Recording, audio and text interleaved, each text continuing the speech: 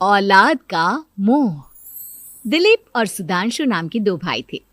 दिलीप की शादी कावेरी के साथ हुई और सुधांशु की शादी माया के साथ। शादी के बाद दोनों भाई अपनी अपनी पत्नी के साथ खुशी खुशी रहा करते थे। दोनों भाइयों के परिवार एक ही घर में रहता था। साथ में खाना, साथ में घूमना, कुल मिलाकर दोनों भाइयों का परिवार खुशहाल परिवार था। कुछ सालों के बाद दिलीप की पत्नी कावेरी को एक बेटा हुआ। भैया, आज मैं बहुत खुश हूँ। चाचा बन गया हूँ मैं। हाँ भाई साहब, इस बच्चे के घर में आने से तो रौनक आ गई है। मैं सबको बताऊंगी कि मैं तो चाची बन गई हूँ, चाची। तुम दोनों कितने अच्छे हो। हमारे बच्चे के आने से ऐसे खुश हो रहे हो जैसे ये बच्चा तुम्हारा ही हो। बस भैया, अब आपका बेटा इस दुनिया में आ गया ना, हम भी कोशिश करेंगे कि हमारा भी बच्चा जल्दी से इस दुनिया में आ जाए। और फिर आपका और हमारा बच्चा दोनों मिलकर दिन भर घर के आंगन में खेला करेंगे। कितना मजा आएगा ना।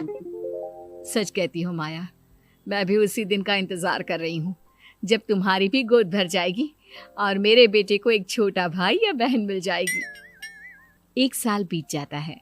दिलीप और कावेरी का बेटा अब 1 साल का हो चुका था, लेकिन सुधांशु और माया की कोई औलाद नहीं होती। माया, लगता है कि हमारी जिंदगी में बच्चे का सुख ही नहीं है। ऐसा क्यों कहते हैं? दिलीप भाई साहब का बेटा भी तो हमारा ही बेटा है ना। तुम्हारी बात बिल्कुल ठीक है माया, लेकिन फिर भी हमारा खुद का एक बच्चा होता तो कितना अच्छा होता। हाँ, कावेरी भाभी भी हमेशा कहती हैं उन्हें अपने बेटे के लिए एक छोटा भाई या बहन चाहिए। लेकिन देखिए ना, हमारी तो किस्मत ही कितनी खराब है। हमारे तो सारे ट्रीटमेंट भी फेल हो चुके हैं। डॉक्टर ने भी साफ साफ कह दिया है कि तुम कभी माँ नहीं बन सकती। वही तो सुधांशु, बहुत बुरी किस्मत है हमारी। लेकिन माया, हम अपनी किस्मत को इतना क्यों कोस रहे हैं? हम दिलीप भाई साहब के बेटे को अपने बेटे की तरह ही प्यार कर सकते हैं ना। हाँ जी, बिल्कुल सच कहा। मैं भी वैसा कर सकती हूँ।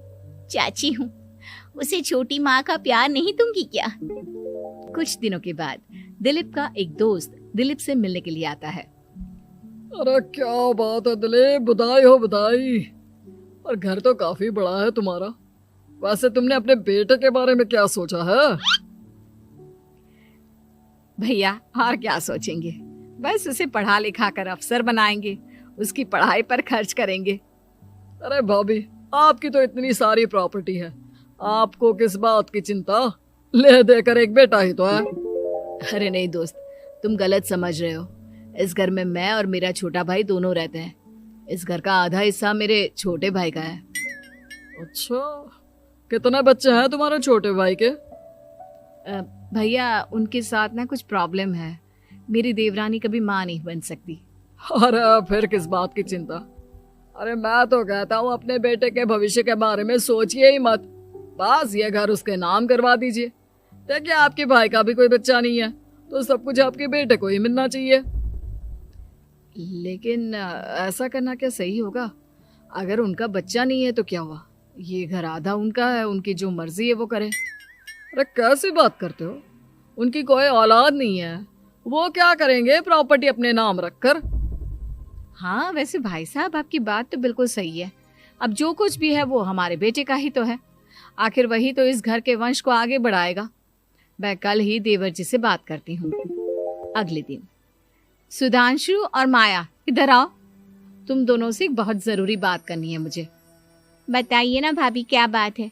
आपको कहीं जाना है तो आप अपने बेटे को मेरे पास छोड़कर जाइए। मैं ही पूरा दिन रख लूंगी उसे। अरे नहीं माया, वो तो मुझे पता है। मैं किसी और चीज के बारे में बात करना चाहती हूँ। बताइए ना भाभी, क्या बात है? देखिए देवर जी, आपका कोई बच्चा है नहीं, लेकिन मैं जानती हूँ कि आप हमारे बेटे को अपने बेटे की तरह ही प्यार करते हैं। भाभी, बेटी की तरह नहीं, वो हमारा ही बेटा है। मेरे लिए तो वो मेरा ही बच्चा है। वही तो फिर क्यों ना ये सारी प्रॉपर्टी हम मेरे बेटे के नाम करवा दे, क्योंकि तुम्हारा हो या मेरा, हम सबका एक ही तो है बेटा। लेकिन भाभी, अभी तो वो सिर्फ 1 साल का है। अभी से प्रॉपर्टी उसके नाम करवाने का क्या मतलब है? देखिए देवर जी, जो काम जितना जल्दी हो जाए ना, उतना अच्छा। आने वाले वक्त का क्या भरोसा। भाभी भरोसा क्यों नहीं, हम तो हमेशा आपके बेटे को माँ बाप की तरह ही प्यार करेंगे। हाँ, लेकिन फिर भी मैं चाहती हूँ कि ये सारी प्रॉपर्टी मेरे बेटे के नाम हो जाए। अब मुझे नहीं लगता तुम दोनों को इसमें कोई भी परेशानी होगी, है ना? भाभी वैसे तो आप जो कह रही हैं वो बहुत जल्दबाजी है, लेकिन फिर भी अगर आपको ऐसा लगता है तो ठीक है, कल ही प्रॉपर्टी के पेपर बनवा लीजिए, मैं और माया उस पर साइन कर देंगे। इस तरह से अगले दिन प्रॉपर्टी के पेपर बनवाकर सारी प्रॉपर्टी दिलीप और कावेरी के बेटे के नाम पर करवा दी जाती है। कुछ दिनों के बाद सुधांशु, सुबह सुबह ये कौन लोग आ गए हैं तुम्हारे घर पर? भैया वो ऊपर वाला कमरा खाली पड़ा था ना, सोच रहा था किराएदार रख देता हूँ। लेकिन किराएदार रखने से पहले आपने हमसे पूछा भी नहीं। भाभी इसमें आपसे पूछने वाली क्या बात थी, हमें एक ही कमरे की जरूरत थी, इसलिए सोचा दूसरा कमरा किराया पर दे देते हैं, कुछ इनकम हो जाएगी। अरे माया, ये सारी प्रॉपर्टी अब मेरे बेटे के नाम पर है और यहाँ पर जो कुछ भी होगा उसके लिए तुम्हें मेरी या दिलीप की परमिशन तो लेनी पड़ेगी ना। हाँ सुधांशु, तुम्हारी भाभी ठीक ही तो कह रही है। अब देखो, तुमने खुद अपने हाथों से ये प्रॉपर्टी हमारे बेटे के नाम की है, वह अभी बहुत छोटा है, तो इस घर से रिलेटेड सारे फैसले तुम्हें हमसे पूछ कर लेने चाहिए। भाभी हमें तो लगा था कि आप हम लोगों से बहुत प्यार करती हैं, लेकिन आप तो हमारे साथ भेदभाव करने लगी। अरे, इसमें भेदभाव करने वाली क्या बात है? और मैंने कौन सा तुमसे कुछ गलत मांग लिया? अरे ले देकर मेरा बेटा इकलौता इस पूरे वंश का वारिस है, सब कुछ उसके नाम है। तुम्हें इस बात से जलन क्यों हो रही है? भाभी माया को जलन नहीं हो रही, वो तो बस ऐसे ही कह रही थी। सब जानती हूँ मैं, इसकी खुद की तो कोई औलाद पैदा नहीं हुई, बस इसीलिए जब देखो तब मेरे बेटे पर बुरी नजर डालती रहती है। देखो माया, कावेरी तुमसे बड़ी है, वो जैसा कहती है वैसा करो। और वैसे भी इस घर पर अब तुम लोगों का कोई अधिकार नहीं है, वो तो हम लोगों की भलाई समझो जो तुम्हें अभी तक यहाँ रहने दिया है।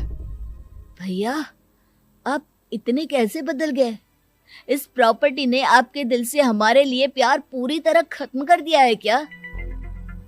इसी तरह वक्त बीतता जाता है और देखते देखते दिलीप और कावेरी का बेटा प्रणव 25 साल का हो जाता है और उसकी नौकरी लग जाती है।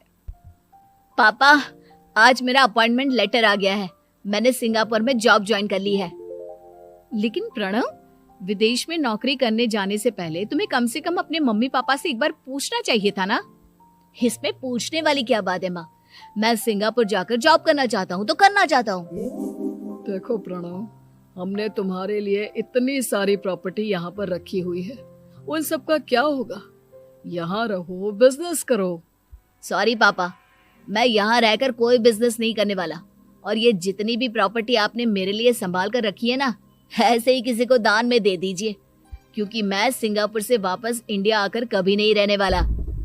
दिमाग खराब हो गया है तेरा, जानता नहीं तेरी वजह से हमने तेरे चाचा चाची से लड़ाई करके पूरा घर तेरे नाम करवा दिया था। हाँ तो ऐसा करने से पहले आपको सोचना चाहिए था ना। और मम्मा, मैं तो वैसे भी उस वक्त 1 साल का था, मेरा इस मैटर से कोई लेना देना नहीं है। कैसी बात कर रहा है ये लड़का?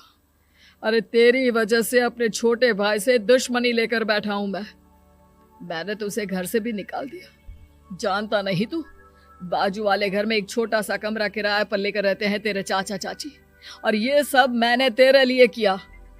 देखिए पापा, आपने जो कुछ भी किया अपने लिए किया। मैंने आपसे कब कहा था कि मुझे ये प्रॉपर्टी और घर चाहिए? और वैसे भी अपने भाई के साथ इस तरह का बिहेव करके आपने कोई अच्छा काम तो किया नहीं। तू सही कह रहा है बेटा, हमने तेरे चक्कर में अपने छोटे भाई जैसे देवर और बहन जैसी देवरानी को इस घर से निकाल दिया। बहुत बड़ी गलती हो गई मुझसे। ठीक है मॉम, तो अब आप अपनी गलती सुधारो, लेकिन मुझे तो फॉरेन जाना है, मैं वहीं जाऊंगा। अब आगे क्या करना है ये आपका डिसीजन है। और प्रणव सिंगापुर जॉब करने के लिए चला जाता है। कुछ दिनों के बाद जब दिलीप और कावेरी को अपनी गलती का एहसास होता है तो वो सुधांशु के घर पहुंचती है। सुधांशु, माया, हमें माफ कर दो, हमसे बहुत बड़ी गलती हो गई। क्या हुआ भाभी? आज इतने सालों के बाद अब हम गरीब लोगों के घर क्या करने आई हैं? भाभी, हमने तो खुशी खुशी अपने भतीजे को सब कुछ दे दिया, अब हमारे पास कुछ भी नहीं बचा है। भाई मुझसे बहुत बड़ी गलती हो गई, जो तेरे जैसे भाई को मैंने प्रॉपर्टी के चक्कर में घर से निकाला, और जिसके लिए मैंने ये सब कुछ किया वो खुद ही विदेश चला गया। भैया भाभी, जिस बेटे के लिए आपने हम लोगों को इतनी तकलीफ दी, आपस के प्यार को बिगाड़ा, जब वही आपसे दूर चला गया तो आपको इस बात का एहसास हुआ। लेकिन माफ कीजिए, अब हम आपके साथ रहने के लिए उस घर में नहीं आ सकते। नहीं नहीं माया, ऐसा मत कहो, मुझसे बहुत बड़ी गलती हो गई, प्लीज वापस चलो, मैं वो घर फिर से तुम्हारे नाम कर देती हूँ। भाभी, मैं उस घर का क्या करूंगी? किसके लिए? मेरा कोई बच्चा नहीं, मैं तो बस जिंदगी भर आप लोगों के साथ प्यार से रहना चाहती थी, प्रणव को अपने बेटे की तरह प्यार करना चाहती थी, लेकिन आपने मुझसे वो अधिकार छीन लिया। भाभी और भैया, एक सवाल पूछना चाहता हूँ आप लोगों से। जो बच्चा कुछ ही दिन पहले दुनिया में आया हो, जिस बच्चे के भविष्य का आपको पता ही ना हो, उसके लिए अपने पुराने रिश्तों को तोड़ देना, अपने सगे रिश्तेदारों से दुश्मनी मोल लेना, उनके साथ झगड़ा करना, उनकी बेइज्जती करना, क्या ये सही है? कम से कम हमें सही वक्त का इंतजार तो करना चाहिए ना। सिर्फ प्रॉपर्टी के लिए अपने सगे भाई को घर से निकाल दिया, वो भी अपने 1 साल के बेटे के लिए। क्या ये वाकई में सही था? जवाब दीजिए मेरी बात का।